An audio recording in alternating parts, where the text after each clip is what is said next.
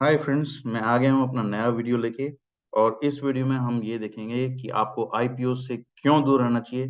क्यों मैं समझता हूँ कि आईपीओ आज के टाइम का सबसे बड़ा लीगलाइज्ड स्कैम है।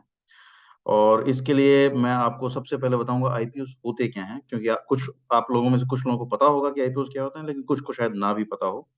तो first I will tell you कि आईपीओ एक्चुअली चीज क्या है। ये मैं बताऊंगा आपको कहानी के थ्रू, दुनिया का जो सबसे पहला आईपीओ था उसकी कहानी से। और उसके बाद मैं आपको बताऊंगा कि आईपीओ से दूर रहने के मेरे हिसाब से क्या सबसे बड़े रीजन हैं। और आईपीओ की परफॉर्मेंस के ऊपर क्या रिसर्च है, ये भी, इसके भी कुछ नंबर्स मैं आपको बताऊंगा। हम इंडिया में अभी रीसेंट पास्ट में जो आईपीओ हुए हैं उनका भी हम देखेंगे कि उनका परफॉर्मेंस कैसा रहा है। और उसके बाद एंड में आप अपने आप डिसाइड करिए कि आपको आईपीओ में रहना है इन्वेस्टेड, आईपीओ में इन्वेस्ट करना है, या आईपीओ से एकदम दूर रहना है। तो let's start with the first part कि ये आईपीओ होते क्या हैं। आईपीओ जो है, अगर मैं सिंपल तरीके से आपको समझाऊं, तो आईपीओ होता है कि कोई अपनी कंपनी चालू करना चाहता है और उसको पैसों की जरूरत है। अब पैसों की जरूरत है तो यूजुअली हम क्या करते हैं, हम अपने दोस्तों से, फैमिली से, इनसे पैसा लेते हैं। लेकिन हो सकता है कि ये बहुत बड़ा काम करना चाहते हों और इनके पास, फैमिली के पास इतना पैसा ना हो इन्हें फंड करने का। तो ये जाते हैं जनता के पास, आपके और मेरे जैसे लोगों के पास। और ये जाके बोलते हैं कि मैं ये फैक्ट्री लगाने वाला हूँ या ये कंपनी सेटअप करने वाला हूँ, आप मेरे ऊपर इन्वेस्ट करिए और मैं आपको इतना रिटर्न दूंगा। तो सिंपल शब्दों में यही है आईपीओ। जितनी कंपनीज लिस्ट होती हैं वो जाती हैं स्टॉक मार्केट में। स्टॉक मार्केट में होते हैं इन्वेस्टर्स, आपके मेरे जैसे लोग। और ये कंपनी जाके बोलती है कि मैं अपना आईपीओ निकाल रही हूँ। IPO is initial public offering, public को ऑफर कर रहा हूं मैं। और इस आईपीओ में आप मेरे शेयर्स खरीद सकते हैं और जितना भी मैं प्रॉफिट बनाऊंगा या बनाओ, उसका आपको हिस्सा मिलेगा आपके शेयर होल्डिंग के हिसाब से। This is IPO. दुनिया का पहला जो आईपीओ था वो कुछ इसी तरीके से चालू हुआ था। और वो चालू हुआ था नेदरलैंड्स में, जहां पे मैं आज रह रहा हूँ। और डच लोग जो हैं ये ट्रेडिंग में हमेशा से बहुत आगे रहे हैं। और इसीलिए शायद रीजन ये है कि दुनिया का पहला स्टॉक एक्सचेंज और दुनिया का पहला आईपीओ दोनों यहीं पे आए। और दुनिया का पहला आईपीओ था डच ईस्ट इंडिया कंपनी का। अब ईस्ट इंडिया कंपनी जो थी, डच जो दोनों ही थी, एक डच ईस्ट इंडिया कंपनी थी और एक ब्रिटिश ईस्ट इंडिया कंपनी थी। ये दोनों जो थी, ये शुरुआत इनकी हुई थी, इनके जो किंगडम्स थी, जो इनके राजा थे, उनने इनको पैसा दिया। और पैसा देके उनने बोला कि जाओ ट्रेडिंग करके आओ, नई नए ट्रेड के रूट्स ढूंढो, नई चीजें लेके आओ और यहाँ लाके बेचो। और ये निकले, ये दोनों कंपनीज, और इनने इंडिया और इंडिया के आसपास की जगहों पे जाके बहुत सारे मसाले, स्पाइसेस और चाय और ये सारी चीजें चाइना, इंडिया और साउथ ईस्ट एशिया से खरीद के वापस गए। और वो लगभग 20 से 25 गुना दामों पे इनने बेची। तो लोगों को रियलाइज हुआ कि ये बहुत प्रॉफिट बहुत है इसमें। और इसीलिए इस तरह का जो ट्रेड था वो बढ़ने लगा और ये दोनों ईस्ट इंडिया कंपनीज जो थी, ये बहुत अच्छा प्रॉफिट करने लगी। लेकिन कुछ समय बाद हुआ क्या कि जो नेदरलैंड्स की किंगडम थी उसकी हालत थोड़ी हो गई खराब।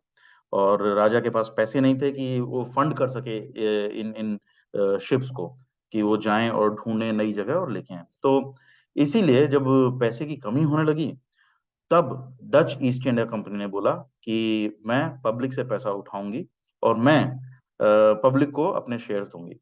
और ये बड़ा सक्सेसफुल आईपीओ भी रहा, क्योंकि जब पब्लिक ने उसमें पैसा डाला, कंपनी ने उस पैसे से शिप्स खरीदे। शिप्स खरीद के उनने व्यापार किया। और ये जो ट्रेडिंग जो इंडिया, चाइना और इंडोनेशिया और बाकी साउथ ईस्ट एशिया के देशों के साथ हुई, उसमें इनको काफी मुनाफा हुआ।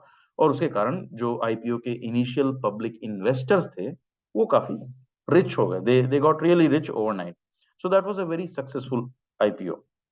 लेकिन आज का जो आईपीओ का जमाना जो है वो थोड़ा सा चेंज हो गया है। और मैं आपको बताता हूँ कि वो चेंज क्यों हो गया है। इसके लिए हम चलते हैं, सबसे पहले देखते हैं कि हमारे रीसेंट आईपीओ हुए कौन कौन से हैं। अगर आप देखेंगे, अभी तीन बड़ी कंपनीज के नाम जो आईपीओ में आते हैं वो है निका, दूसरा है पेटीएम। पेटीएम के ऊपर मैं एक वीडियो पहले भी बना चुका हूं और मैंने आपको उसमें भी बताया था कि आपको क्यों पेटीएम से इन जनरल दूर रहना चाहिए। और तीसरा जो सबसे बड़ा था वो जोमेटो का था। और ये तीनों ही आईपीओ जो हैं, जिस प्राइस पे ये लिस्ट हुए थे उससे ये एक तिहाई या ऑलमोस्ट 20-80% गिर चुके हैं। ये एक तिहाई रेट पे आ चुके हैं। तो 20 से 30% की ही इनकी वैल्यूएशन बची है जिस पे वो लिस्ट हुए थे। मैं इन सबको मानता हूं they are huge failure for investors like you and me. लेकिन जो इन कंपनी के ओनर्स हैं उनके लिए तो बहुत सक्सेसफुल आईपीओ रहे हैं। और अब चलते हैं क्यों ये ऐसा होता है। तो देखिए, आईपीओ जो हैं ये इन कंपनीज के ओनर्स के लिए एक एग्जिट रूट होते हैं। एग्जिट रूट का मतलब क्या है? एग्जिट रूट का मतलब ये है कि जो लोग जिन लोगों ने इस इन कंपनीज में अपना पैसा डाला है, और जो प्रोमोटर्स भी हो सकते हैं, लेकिन प्रोमोटर्स के अलावा और बहुत सारे सॉफ्ट बैंक जैसी बड़ी कंपनीज भी हो सकती हैं। वो सारी कंपनीज जो हैं उनने अपना पैसा आज से 5-6 साल पहले डाला था, लेकिन अब उनको उस पे 10-15 गुना रिटर्न चाहिए, और at that return they want their money back.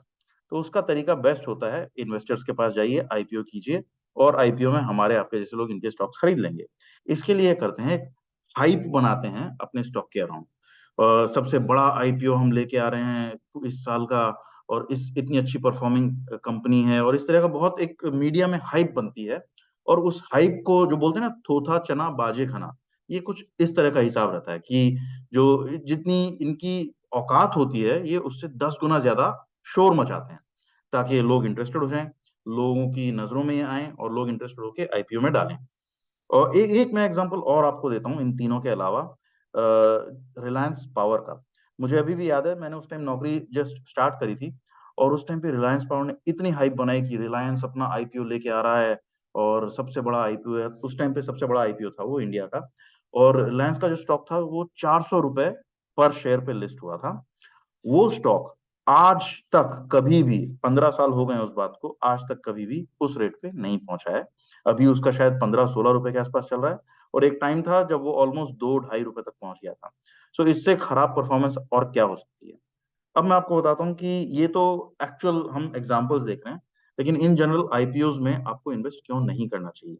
देखिए, सबसे पहली बात तो ये है कि जब कंपनीज इस तरह की हाइप क्रिएट करती हैं, तो ये कंपनीज जो हैं इंफॉर्मेशन बहुत सारी ऐसी मार्केट में देती हैं जो कि कंप्लीटली रिलायबल नहीं होती। बहुत सारी इंफॉर्मेशन छुपाती भी हैं। क्यों? क्योंकि इनके जो ऑडिट, इनके जो, जब तक ये कंपनी प्राइवेट है तब तक इनके रूल्स और रेगुलेशंस अलग होते हैं। इनके ऑडिट जो होता है बड़ा रिलैक्स्ड होता है, बहुत ज्यादा स्ट्रिंजेंट, स्ट्रिक्ट ऑडिट नहीं होता है इनका। जब ये लिस्ट हो जाती है तब इनका ऑडिट बहुत स्ट्रिक्ट होने लग जाता है, क्योंकि इनको अपनी रिपोर्ट से भी और इन सबको भेजनी पड़ती है। तो इसके चलते होता क्या है, there is a lot of information asymmetry और ओपेकनेस इन इंफॉर्मेशन। उसके कारण इन कंपनीज को जो पता है वो इंफॉर्मेशन हमें नहीं पता होती है। दूसरी चीज जो है, हमें कोई आइडिया नहीं होता है कि ये कंपनीज कैसा परफॉर्म कर रही हैं, पिछले 3-4 साल में इनने क्या किया है। होता क्या है कि ये कंपनीज सोशल मीडिया पे और इन सब जगहों पे बहुत एक्टिव दिखती हैं, तो हमें लगता है वाह, हर जगह हमें जोमेटो दिख रहा है, हर जगह निका दिख रहा है। लेकिन इन रियलिटी ये कंपनीज पैसा लूज कर रही हैं, ऑलमोस्ट सारी की सारी। तो इसीलिए इसके चलते कभी भी ऐसा नहीं होता है कि ये कंपनी जो है ये अच्छा परफॉर्म करें, अपनी पूरी इंफॉर्मेशन शेयर करें ऑनेस्टली। और इन सब के कारण we are always at a disadvantage. आखिरी जो रीजन होता है वो ये होता है कि ये कंपनीज जिस प्राइस पे अपना स्टॉक लिस्ट करती हैं, वो हमेशा जितना जैकअप हो सके उतना जैकअप करने की कोशिश करती हैं। इसके लिए इन्वेस्टमेंट बैंकर्स होते हैं, फाइनेंशियल इंस्टीट्यूशंस जो होते हैं, जो इनको ये सब करने में मदद करते हैं। वो बहुत टेक्निकल इन्फॉर्मेशन है, let's not go into that. लेकिन उन सब चीजों के कारण ये अपना प्राइस बहुत ज्यादा जैकअप करती हैं, जितनी इन कंपनीज की एक्चुअल वैल्यूएशन या औकात होती है उससे बहुत ज्यादा। और जैसे बोलते हैं ना, अब मैं आपको एग्जांपल देता हूँ कि अगर आप दिवाली के दिन पटाखे खरीदने जाएंगे, तो सुबह आपको वो पटाखे बड़े महंगे मिलेंगे, क्योंकि उनकी कीमत तो वही है, लेकिन लोगों को पता है कि उसकी डिमांड आज ज्यादा है। तो वैसे ही जब डिमांड ज्यादा होती है आईपीओ की, तो उसका प्राइस अपने आप बढ़ जाता है। तो ये इस तरह का हाइप क्रिएट करके they try to create a artificial demand.